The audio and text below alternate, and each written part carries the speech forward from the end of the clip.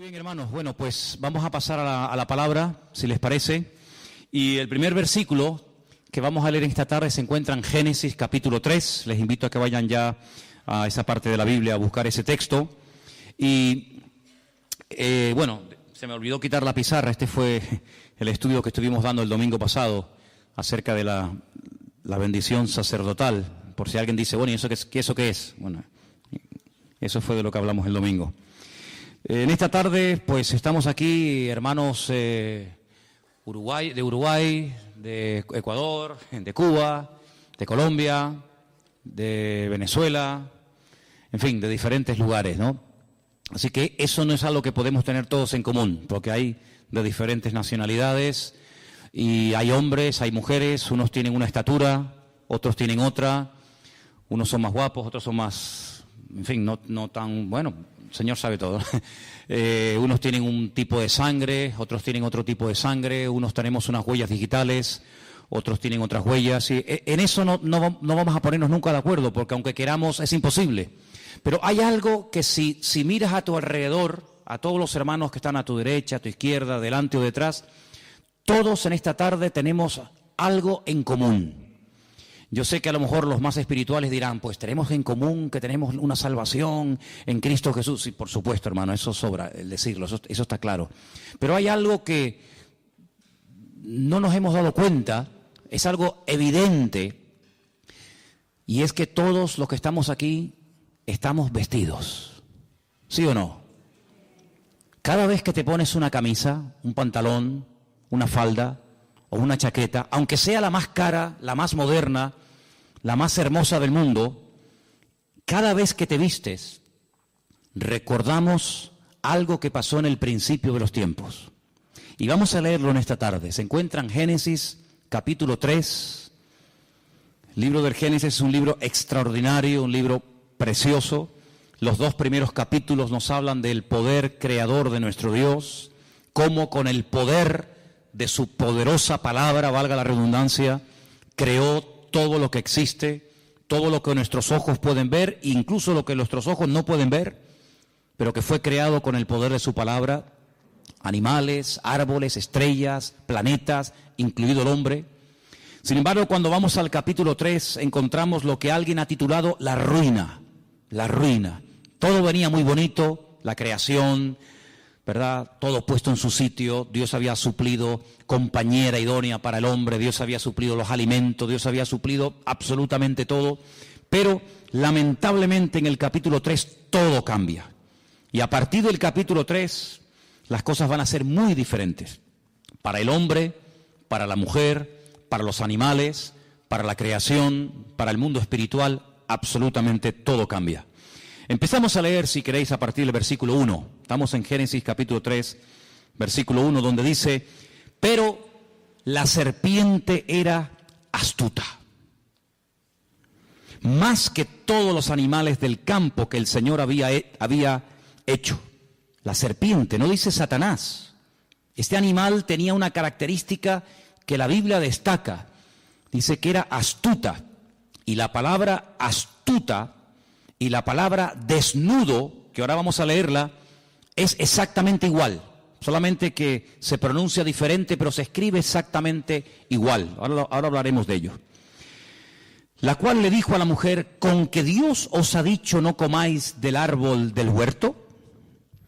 Y la mujer le respondió a la serpiente, del fruto de los árboles del huerto podemos comer, pero del fruto del árbol que está en medio del huerto, dijo Dios, no comeréis de él, ni le tocaréis, para que no muráis. Entonces la serpiente le dijo a la mujer, no moriréis, sino que sabe Dios que el día que comáis, serán abiertos vuestros ojos, y seréis como Dios, sabiendo el bien y sabiendo el mal. Versículo 6. Vio la mujer que el árbol era bueno para comer y que era agradable a los ojos y árbol codiciable para alcanzar la sabiduría, y tomó de su fruto y comió, y dio también a su marido, el cual comió así como ella. Entonces fueron abiertos los ojos de ambos y conocieron que estaban desnudos.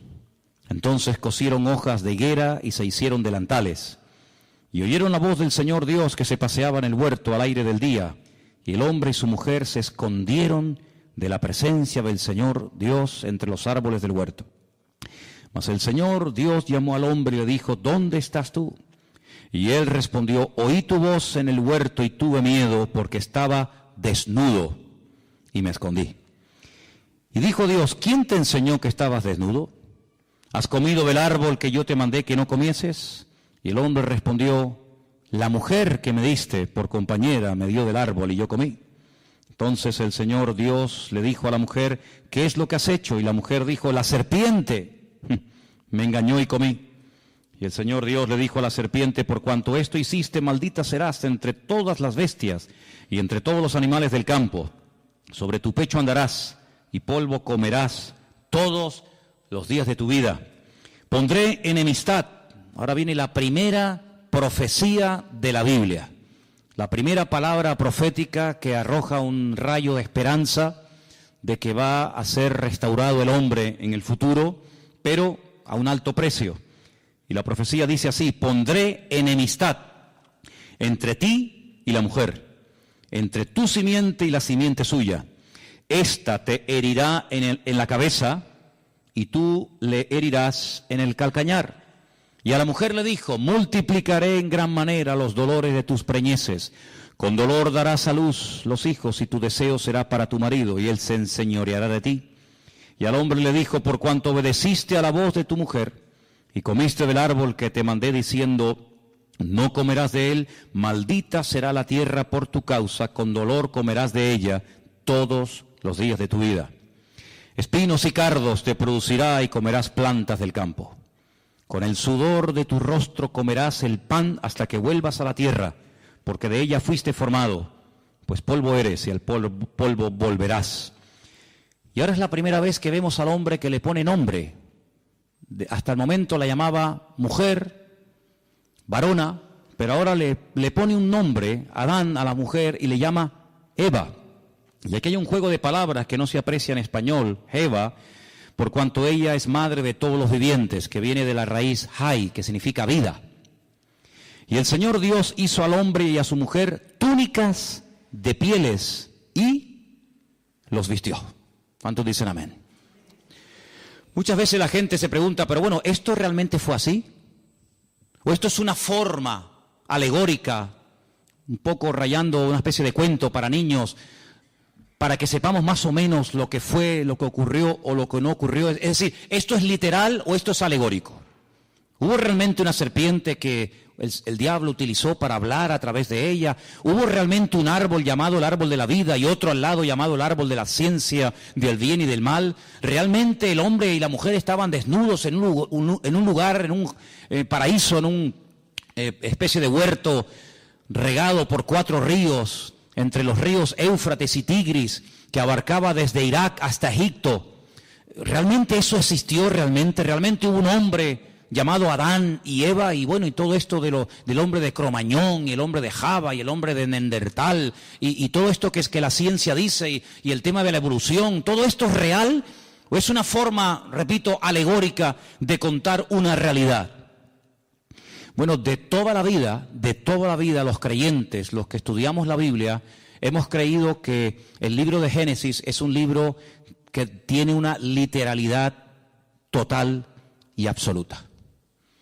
Si nosotros ponemos en duda, si cuestionamos la literalidad del capítulo 3 del Génesis, por la misma regla de 3 tenemos que dudar de que el capítulo 1, el capítulo 2, el capítulo 4, el 5, así sucesivamente, también sea literal. Porque lo que no se puede hacer a la hora de estudiar un libro o un tema es utilizar 2 varas de medir. Nosotros aquí en Canarias, en España, en Europa, salvo en Inglaterra, tenemos unas medidas, ¿verdad? Metros, centímetros, kilómetros, etcétera. Pero si fuéramos a Inglaterra o a Estados Unidos, a otros países, ellos tienen otras medidas. Ellos trabajan con pulgadas, con yardas, con millas, etcétera. Nosotros trabajamos con otro tipo de medidas. Pero cuando usted va aquí a una ferretería, cuando usted va a un lugar para comprar herramientas, pues, en fin, las medidas usted las tiene que dar en las medidas que se usan aquí, no en las medidas con las que se puede trabajar en Inglaterra, en Estados Unidos o en cualquier otra parte del mundo. Cuando nos acercamos a la Biblia, no podemos decir, bueno, el capítulo 1, pues sí, hombre, es literal, porque tampoco me crea tanto problema, ¿no? El ver que Dios, con el poder de su palabra, pues fue creando progresivamente una serie de cosas. Ahí, pues casi no hay problema. Pero esto de la serpiente, del arbolito, que si comieron, que si no comieron, pues como choca un poco con nuestra especie de racionalidad, pues entonces decimos, bueno, esto tiene que ser algo alegórico, no puede ser algo real. Tendríamos un gravísimo problema si comenzamos a interpretar un capítulo literal, otro alegórico, uno literal, otro alegórico, porque entonces, ¿quién es el que establece que este es literal? ¿Quién es el que establece que este es alegórico? ¿Tú? ¿El conjunto de los hermanos de la iglesia? ¿Una serie de teólogos? ¿Los pastores? ¿Los maestros de la Biblia? ¿Los traductores? Es muy complicado. La hermenéutica nos obliga, es decir, la ciencia que nos obliga a la correcta interpretación de los textos bíblicos, nos obliga a utilizar una sola vara de medir. No podemos utilizar dos sistemas de interpretación de un mismo pasaje, porque tendríamos unos problemas terribles.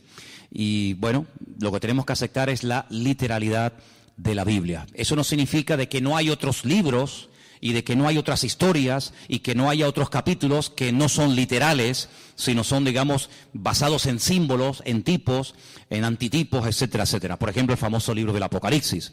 En el famoso libro del Apocalipsis aparecen ahí una serie de animales, de colores y de cosas que lógicamente ni siquiera existen, pero que a través de esos colores, de esos números, de esos animales que van cambiando de color, el Señor tiene un mensaje que hay que saber interpretarlo. Evidentemente no existe ni ha existido jamás un dragón, ni un caballo que ahora es blanco, mañana negro, pasado amarillo y finalmente rojo.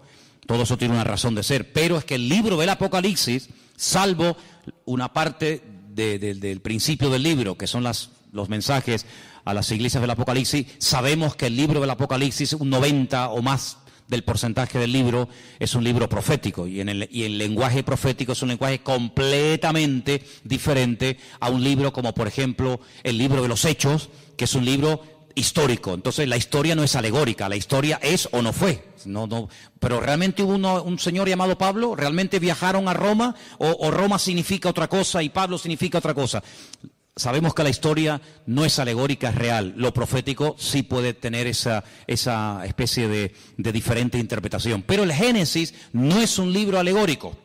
No es un libro alegórico. Los únicos, escuchen bien esto, los únicos que interpretan alegóricamente no solamente el capítulo 1 y el 2 y el 3, sino todo el libro del Génesis, los únicos en la historia que lo hicieron, lo hacen y me temo que lo seguirán haciendo, interpretar alegóricamente el libro del Génesis, son los cabalistas. Cuando usted estudia la Cábala, pues en la Cábala todo tiene una explicación, nada es real, nada es literal, sino que hay cosas que tienen que ver con lo femenino, con lo masculino, etcétera, etcétera, pero no vamos a entrar en eso porque, ¿para qué?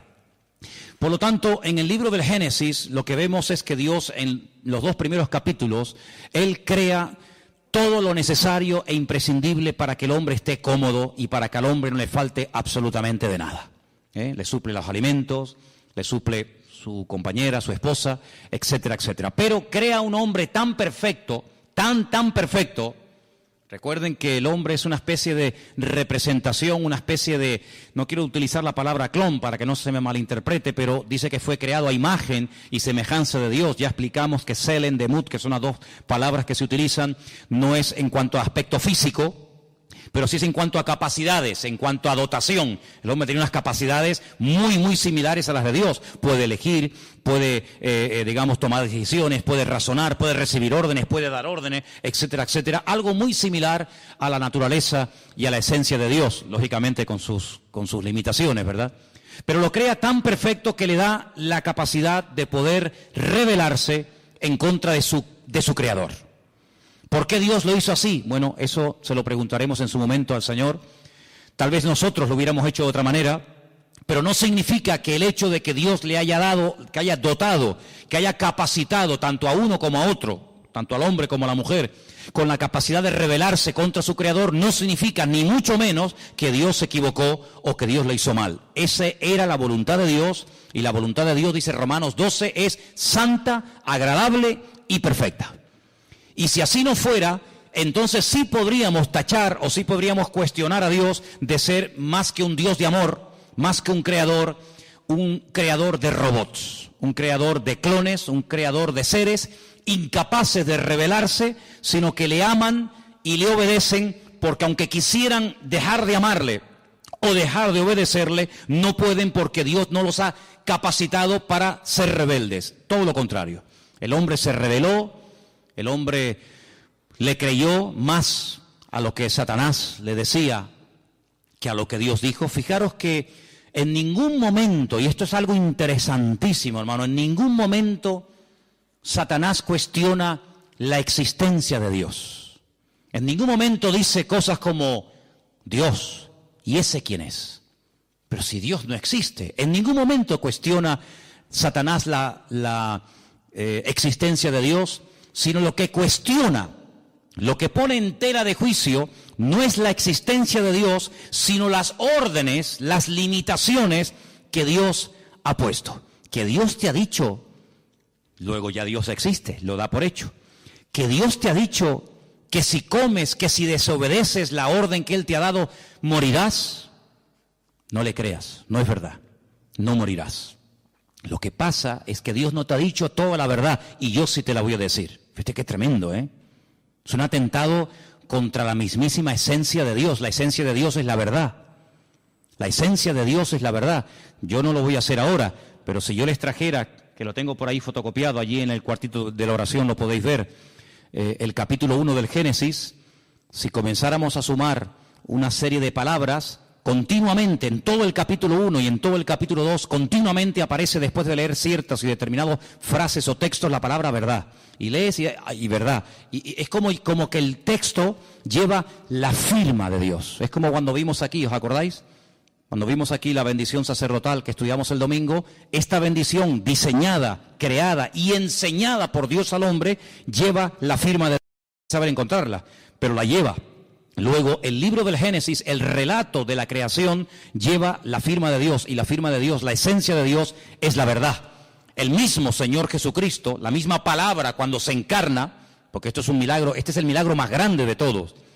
El milagro más grande no es que un ciego pueda volver a ver, que es algo tremendo, o que un muerto resucite, o que un leproso sea limpiado. Sí, son milagros tremendos, pero hay algo más grande que eso, y es que la palabra, el verbo, se hace carne. Eso es lo más grande que hay. Y sobre esa verdad hemos estudiado también en las últimas semanas. Juan basa toda la explicación de su evangelio diciendo, y el verbo que era Dios se hizo carne, habitó entre nosotros y vimos su gloria, gloria como del unigénito del Padre. Sí, eso es algo tremendo, porque que la Biblia de repente haga así ¡fum!, y se convierta en carne, pues eso es lo que ocurrió. El Señor Jesucristo se hizo carne y habitó entre nosotros. Y dice la Biblia, y si alguno cuestiona eso, si alguno no es capaz de confesar, dice Juan, es muy claro en esto, si alguno no confiesa que el verbo, que la palabra se hizo carne, ese es mentiroso y ese es el espíritu del anticristo. Qué tremendo, Por eso dice, ¿queréis probar los espíritus? Cuando dice Juan, no me estoy yendo del tema, ¿no? Pero solamente para remarcar un poco esto, dice, probar los espíritus, porque no todo espíritu es de Dios. Y uno dice, bueno, ¿y cómo pruebo? ¿Y cuál es la prueba? Dice, dile, ¿crees que Jesucristo, crees que el verbo ha venido y se ha hecho carne? No, yo no creo eso. Entonces este no es de Dios. Ahí se prueban los espíritus. Si dice que sí, evidentemente es otra cosa. Pero volviendo al tema, entonces lo que hace Satanás es que siembra la duda. Alguien dijo que la duda es el padre del pecado.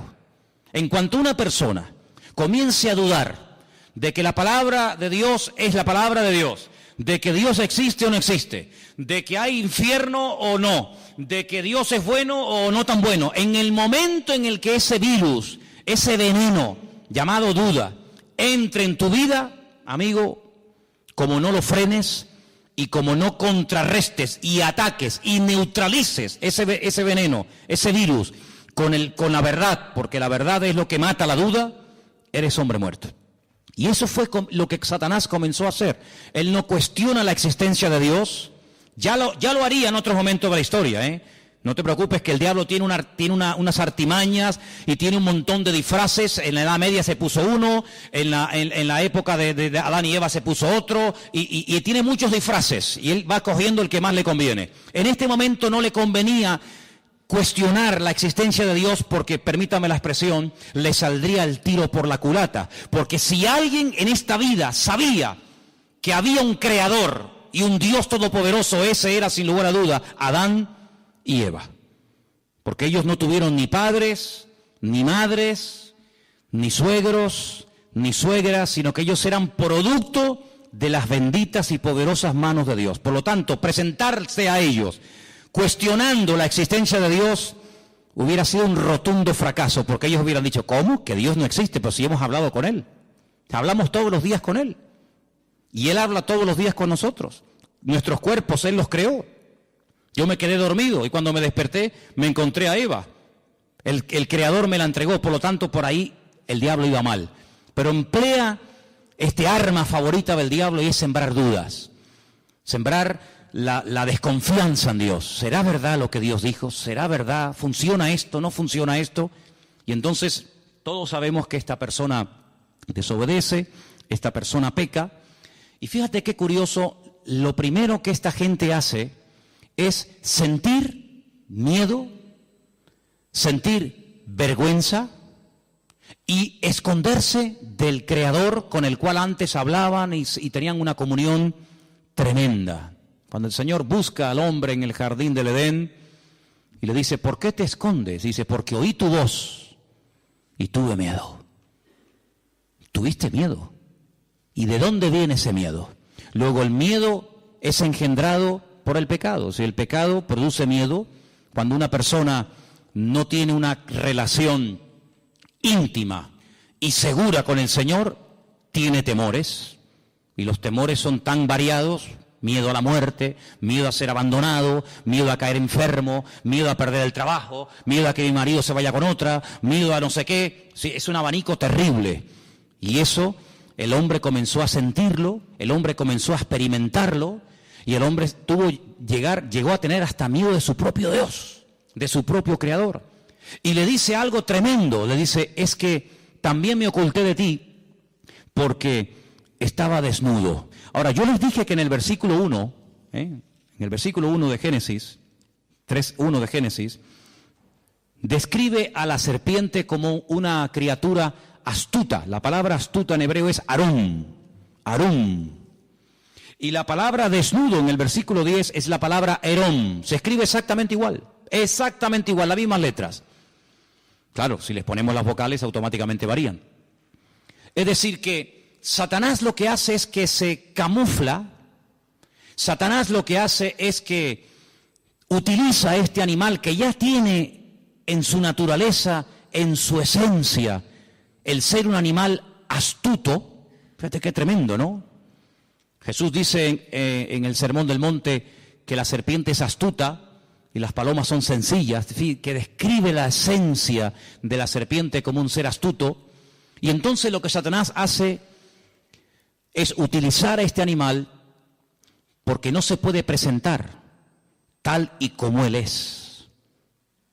Ahora, aquí hay que pararnos y comenzar a hacernos una serie de preguntas muy interesantes. Vemos a Satanás en persona, no mandó a un demonio, sino que él en primera persona va y tienta a Eva, pero detrás utilizando a este animal.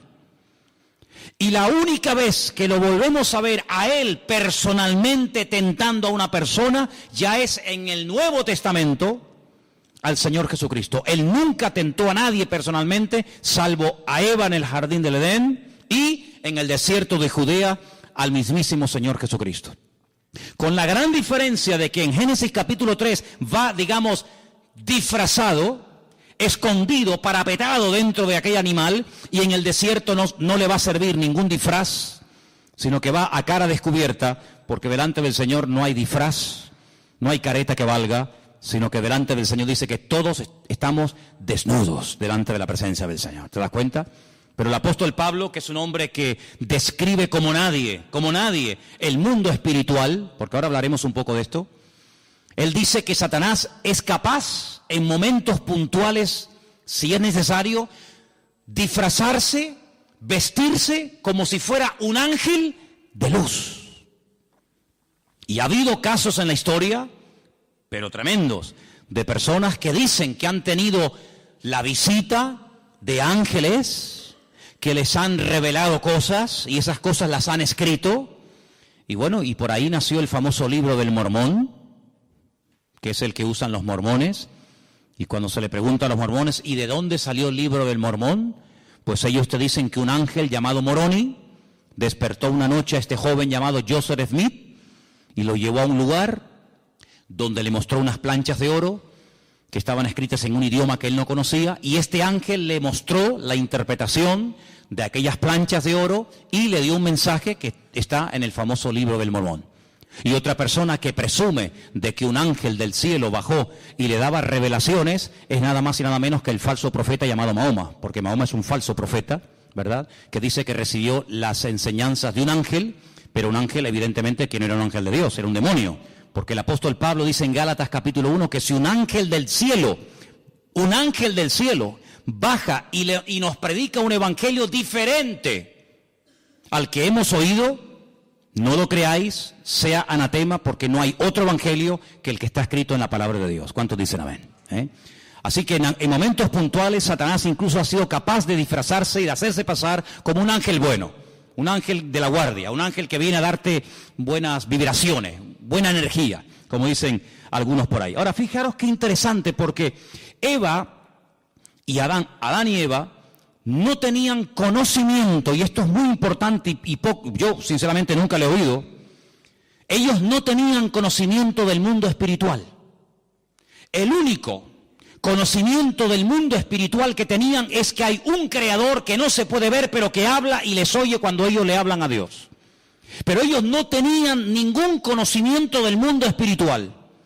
Pero el mundo espiritual evidentemente ya existía y era real, puesto que cuando uno comienza a leer la Biblia desde el principio, uno se encuentra que el que está hablando es Dios. Más adelante encontramos que Dios crea a un hombre. De ese hombre extrae a una mujer. Y encontramos a Dios, al hombre y a la mujer. Capítulo 1 y capítulo 2. Pero cuando vamos al capítulo 3 nos encontramos que ya no hay 3, ahora hay 4. Ahora seguimos teniendo evidentemente al Creador, a Dios, a Eva, a su marido Adán y a Satanás, utilizando a esta serpiente. Y la pregunta lógica es, ¿dónde dice en Génesis 1 o en Génesis 2 cuándo fue creado este personaje? Porque no vemos en ningún momento en el libro del Génesis, ni en Éxodo, ni en Levítico, ni en Número, ni en Deuteronomio, no vemos en ningún momento que este ser existía.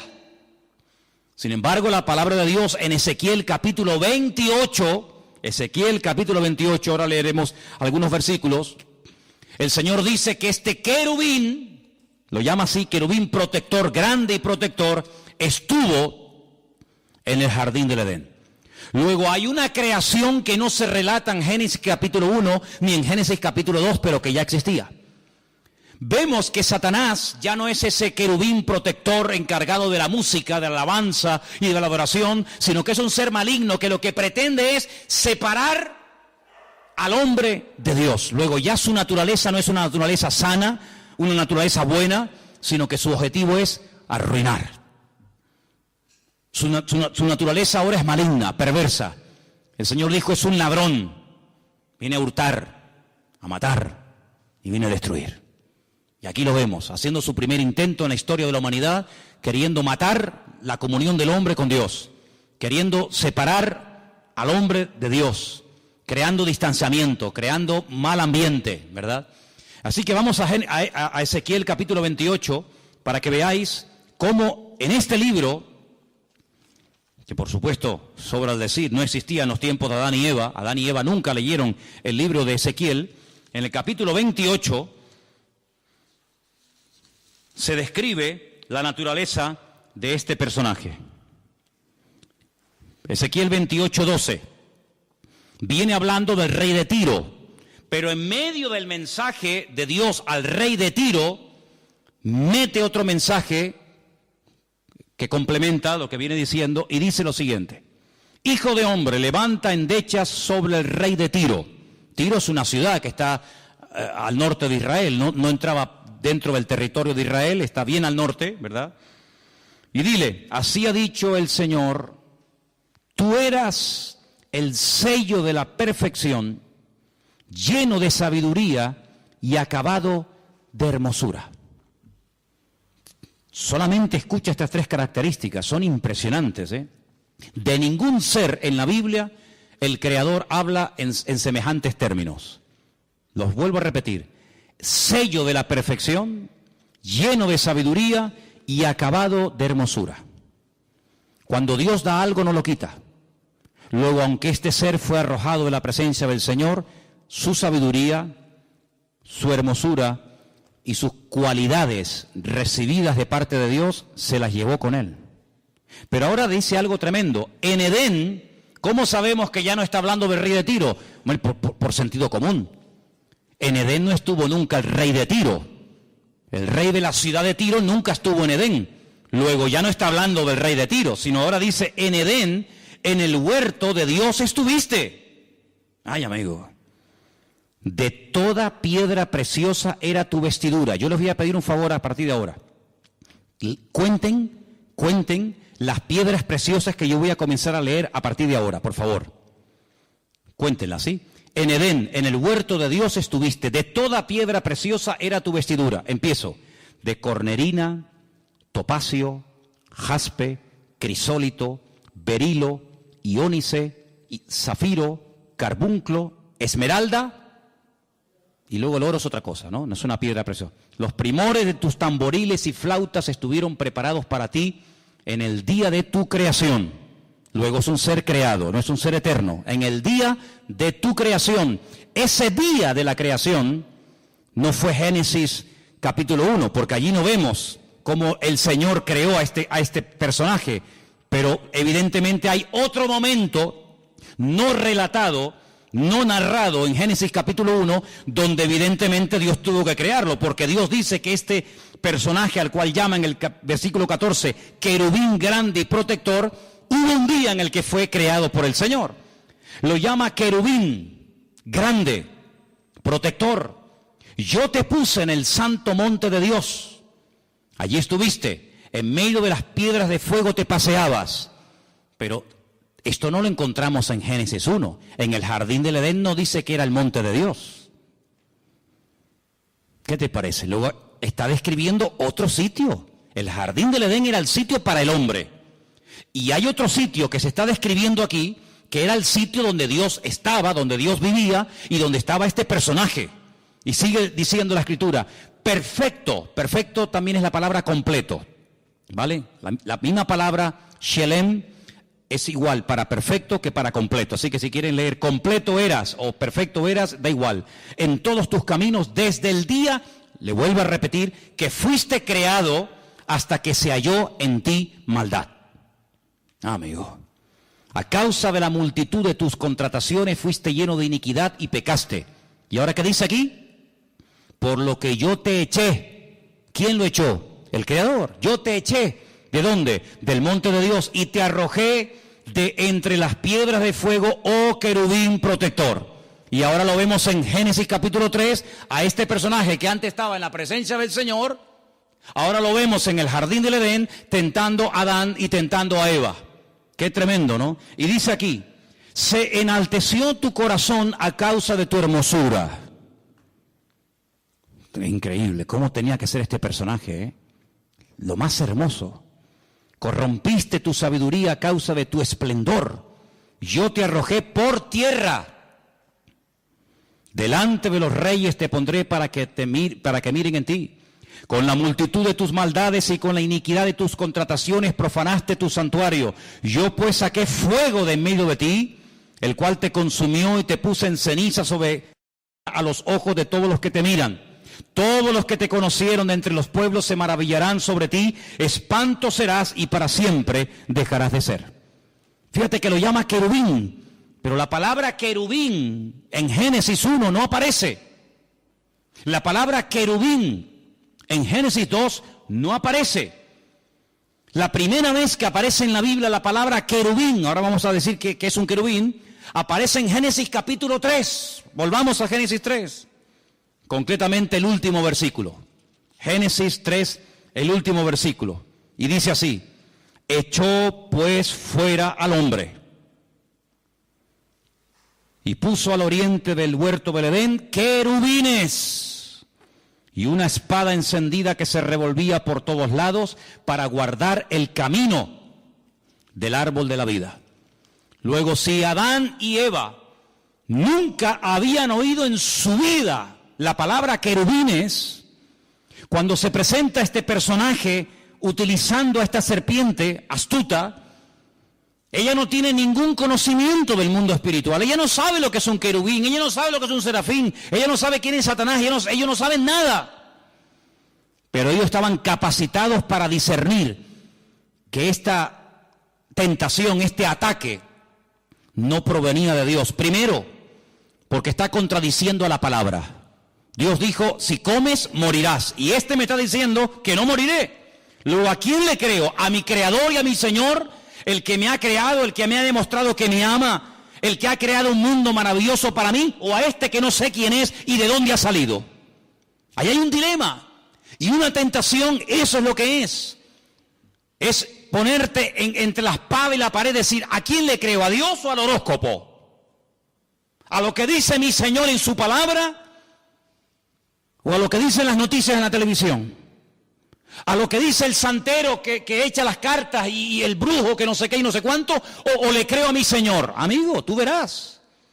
Lamentablemente tengo que decir que Satanás sembró el veneno de la duda, de la incertidumbre, de la desconfianza en el corazón de Eva, y le creyó más a este, que no sabía quién era y de dónde había venido, que a su Señor y a su Creador. Y cuando uno no cree la verdad, se convierte en un esclavo. Aquí arriba tenemos un texto, son palabras de Cristo. Él dijo: conoceréis la verdad y la verdad os hará libres. ¿Cuántos dicen amén?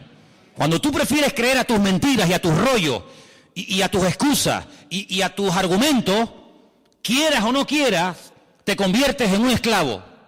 En un esclavo de tus pasiones, en un esclavo de tus mentiras, en un esclavo de lo que te han dicho o de lo que tú crees que es.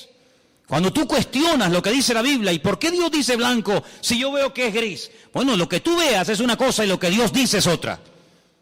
Y tú te puedes equivocar, porque dice la Biblia que el ser humano es un ser ahora, y fíjate tú, imperfecto, lleno de debilidades, lleno de imperfecciones. Pero nuestro Dios es un Dios perfecto y nunca, jamás saldrá una mentira de la boca de Dios. ¿Cuántos dicen amén?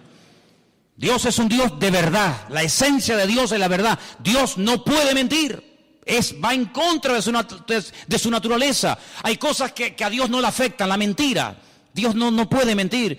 La tentación, a Dios no le tienta nada. Dice: si Él no es tentado por nada, ni por nadie, Él tampoco puede tentar a nadie. Así que cuando tú seas tentado, no digas que Dios te está tentando, sino que tú estás siendo tentado porque le has dado lugar a una serie de circunstancias que estás creando el caldo de cultivo propicio para caer en la red. Pero Dios no tienta a nadie. Una cosa es que Dios te pruebe y otra cosa es que Dios te esté tentando. Cuidado. La prueba es para fortalecerte, para acercarte a Él. La tentación es al revés, para separarte y para que caigas y para que cuestiones pues la asistencia, el amor, la misericordia, la bondad o lo que sea de parte del Señor.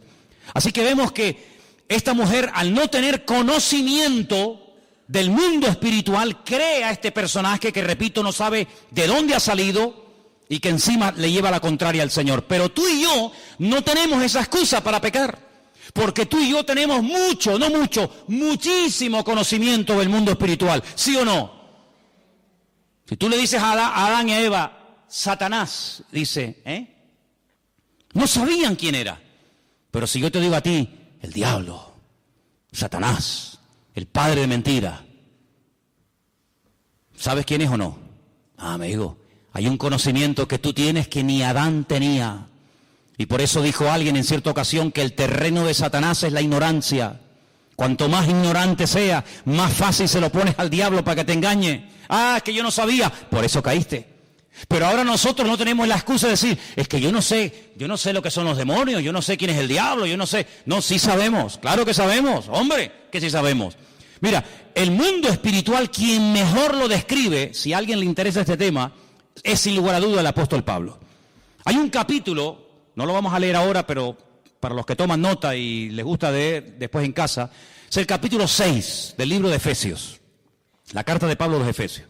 Pablo describe allí el mundo espiritual de una forma increíble. La jerarquía del mundo espiritual, como Pablo no la describe nadie. Él dice que hay, mira, principados, potestades, gobernadores de las huestes de las tinieblas, huestes espirituales de maldad en las regiones celestes.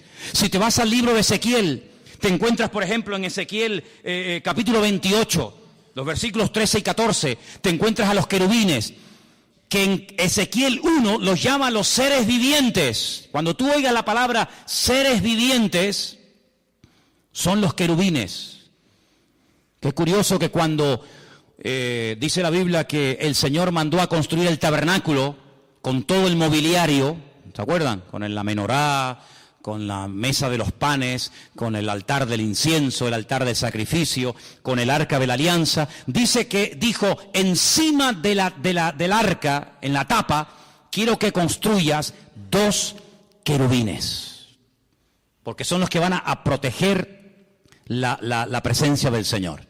¿Qué puso el Señor en el huerto del Edén para que no dieran marcha atrás y alargaran la mano y comieran del árbol de la vida que producía la vida eterna? Querubines, protectores. Luego los querubines tienen, entre comillas, la función de proteger, de cuidar, de rodear el trono del Señor. Digamos que serían, entre comillas, para que nos entendamos, su especie de guardaespaldas, para que nos entendamos. Los serafines, que son otros seres angelicales que están en la Biblia, quien mejor lo describe es Isaías, capítulo 6. Cuando él es llamado, dice, cuando el Señor me llamó, yo vi la gloria del Señor. Y vi serafines que tenían 6 alas, con 2 volaban, con 2 tapaban su rostro y con 2 tapaban sus pies y decían continuamente, santo, santo, santo es el Señor, toda la tierra está llena de la gloria del Señor. Entonces te das cuenta que en la Biblia hay serafines, querubines, ángeles. ¿Quién se le presentó a María cuando le dijo, escucha mujer, bendita eres tú entre todas las mujeres? A partir de ahora te llamarán bienaventurada, porque llevarás en tus entrañas, llevarás en tu vientre, nada más y nada menos que al bendito Hijo de Dios. Un arcángel. ¿Quién? Gabriel. Luego dice, hay serafines, hay querubines, hay un arcángel que se llama Gabriel. Luego te vas al libro de Daniel y te encuentras que hay otro arcángel tremendamente poderoso que se llama el arcángel Miguel. El gran príncipe, dice Daniel 12, que está de parte de los hijos de tu pueblo. Te das cuenta que describe un mundo espiritual tremendo. Es decir, no lo podemos ver con nuestros ojos, pero eso no significa de que no existan. Hay gente que dice en su ignorancia, yo si no veo no creo. Pues por esa misma regla de 3 usted no cree en Júpiter, ni en Plutón, ni en Marte, ni en montones de cosas que existen, simplemente por el argumento ridículo y absurdo de que usted no lo ve. Bueno, hay millones de cosas que nuestros ojos no ven, pero sin embargo, ¿usted ha visto alguna vez algún átomo? ¿Ha visto alguna molécula? ¿Ha visto los protones y los neutrones? ¿Ha visto alguna vez eso? No, pero existen y están aquí ahora mismo. Y en este momento aquí dentro hay miles de voces de radio, de onda, ¿verdad? Radio de frecuencias que están aquí, las ondas, ahora no se oyen, no se pueden ver, porque no tenemos un receptor, pero si pusiéramos una radio y la encendemos, automáticamente oímos que la radio está hablando. No, la radio no está hablando, la radio está reproduciendo por ese famoso invento de Marconi, el italiano, ¿no? Que fue capaz de captar esas ondas y ponerlas en un receptor, y uno puede hablar, oír en italiano, en japonés, en árabe, en chino, en lo que sea, una persona que está a miles de kilómetros de Tenerife, pero lo oímos hablar aquí, o ver un partido de fútbol que se está llevando a cabo en África, o sabe Dios dónde. Pero todo eso existe, no lo podemos ver, pero cuando tenemos los aparatos para poder ver esas imágenes, para poder escuchar esos sonidos, pues automáticamente ahí lo tenemos, y todos en casa sabemos pues lo que estoy diciendo por la radio y por la televisión. Entonces, pero Adán y Eva en aquel momento, vamos a decir, entre comillas, que eran ignorantes del mundo espiritual. Ellos no sabían realmente lo que significaba todo eso, pero uno tiene que tener discernimiento, hermano. Cuando algo venga a su mente, cuando algo venga a su vida, que no está escrito en la palabra de Dios, descártelo, no lo crea, porque la palabra de Dios no se puede manipular, no hay que añadirle, no hay que ponerle. Si la palabra de Dios dice eso no se puede hacer, no le quiere dar las vueltas, decir sí, pero no hay pero que valga. El Señor, cuando dice una cosa, lo dice para nuestro bien. Y cuando el Señor dice, el día que ustedes coman de este árbol, ustedes van a morir, aunque ustedes no entiendan el concepto morir, porque claro, Adán y Eva decían morir, ¿y eso qué es? ¿Qué es morir? ¿Tú sabes lo que es morir? No. ¿Y tú? Yo tampoco. Pero Dios dijo que si comemos morimos. Pero es que yo no sé lo que es la muerte. Yo nunca he visto ni siquiera un perro muerto en una carretera. Yo no he enterrado a un hijo. Yo no sé lo que es el concepto muerte. Para ellos era un concepto abstracto. No lo entendían. Pero el que no lo entiendas no significa que no estemos obligados a obedecer la palabra de Dios. ¿Cuántos dicen amén? Ahora nosotros, con más motivo, no tenemos ninguna excusa. ¿Por qué? Porque sabemos lo que es. Sabemos lo que es la muerte. Sabemos lo que es la tristeza, el desánimo, la depresión, la desgracia, los follones, los líos. ¿Por qué? Porque lo hemos visto en otras personas. Tenemos millones de puntos de referencia, incluso en nosotros mismos. Sabemos las consecuencias terribles de hacer algo malo, pero en aquellos momentos ellos no tenían eso, pero tenían algo muy importante. Y es que ellos tenían que haberse dado cuenta de que este ser, que no sabían de dónde había venido, estaba contradiciendo la palabra del Señor. Porque uno de los juegos favoritos del diablo es llevarle la contraria a Dios. ¿Qué dijo Dios el día que se bautizó su hijo en el río Jordán?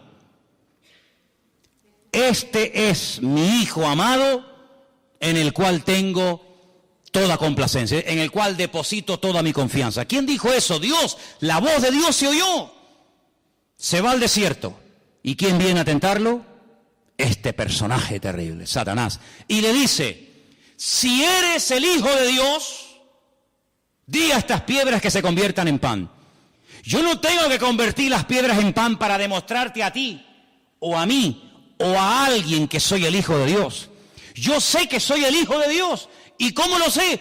Porque mi Dios, mi Padre, me lo acaba de decir el día que me bauticé en el río Jordán.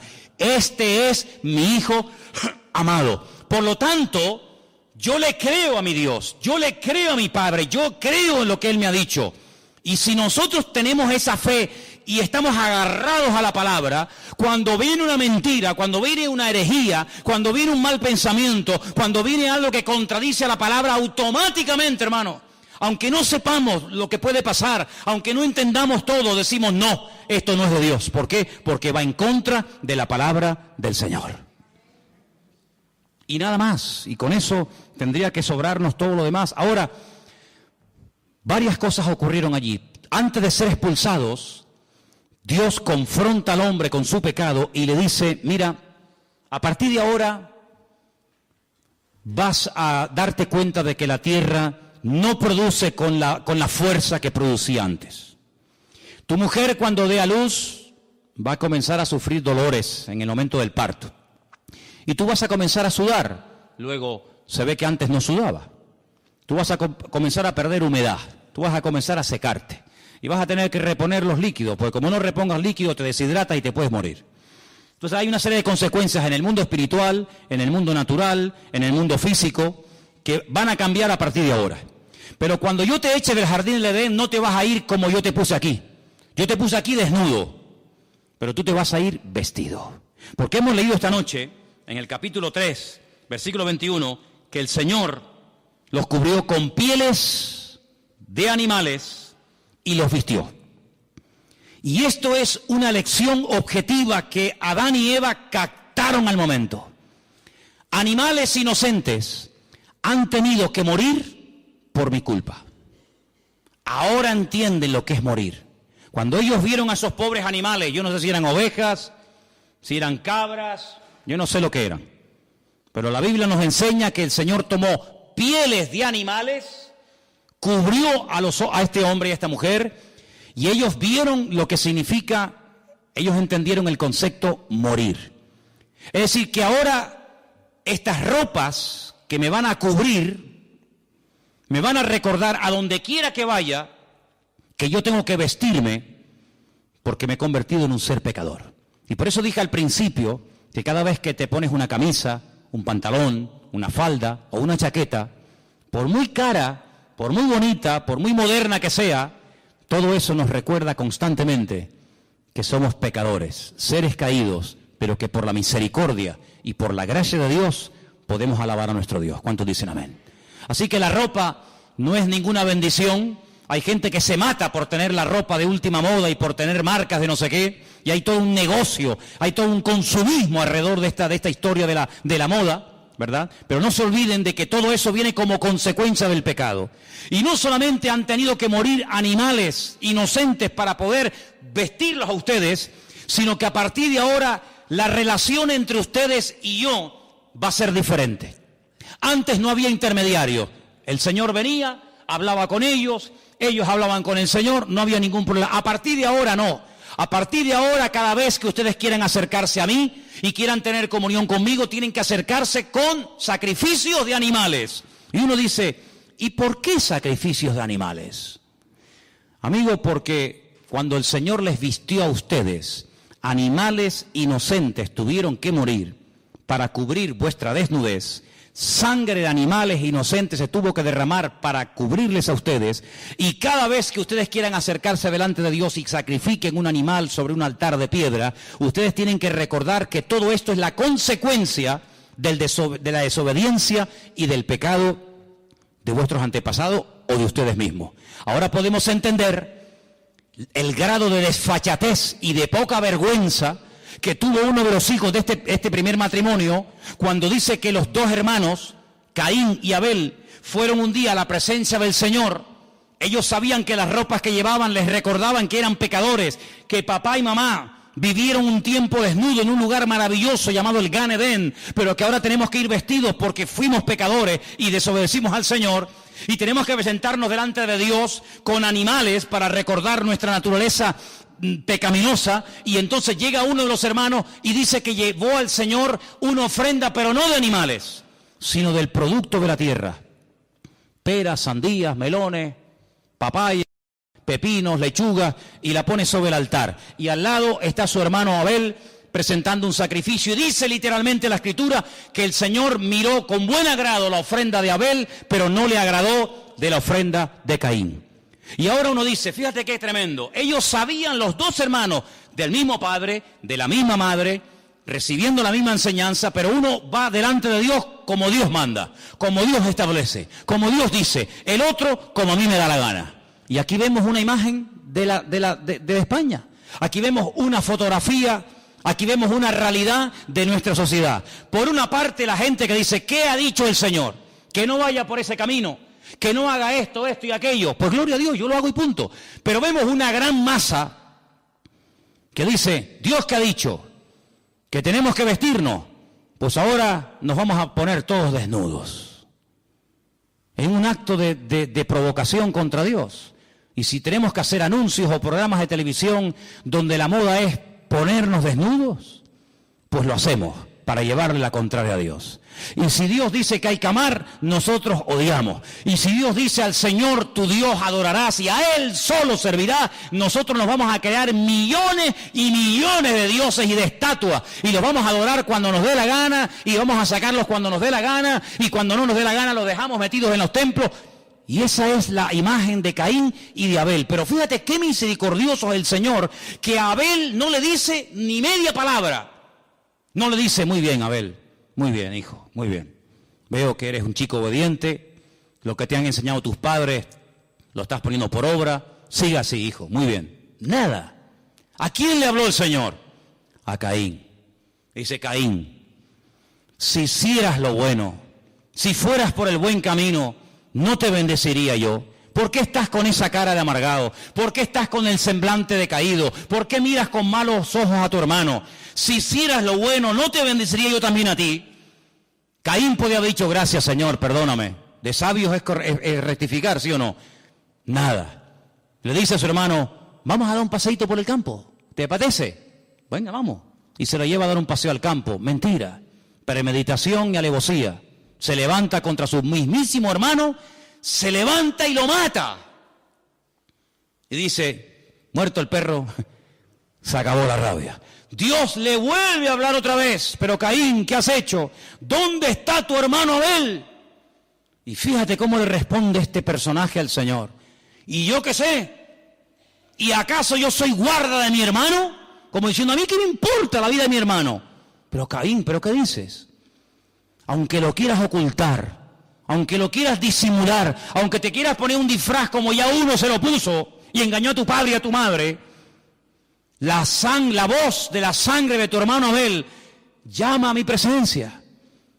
Así que errante serás por toda la tierra, maldito serás y darás vueltas y vueltas y vueltas y no te sentirás a gusto en ningún lado. Estarás un día en el monte y quieres estar en la playa. Y cuando estés en la playa te quieres ir a la montaña. Y cuando es de día quieres que llegue la noche. Y cuando llegue la noche quieres que llegue de día. Y cuando hace frío, qué asco de frío. Cuando hace calor, que vas a ser un ser insatisfecho toda tu vida. Es lo que yo llamo el espíritu de Caín. Nada te agrada, nada te llena. Siempre estás quejándote por todo.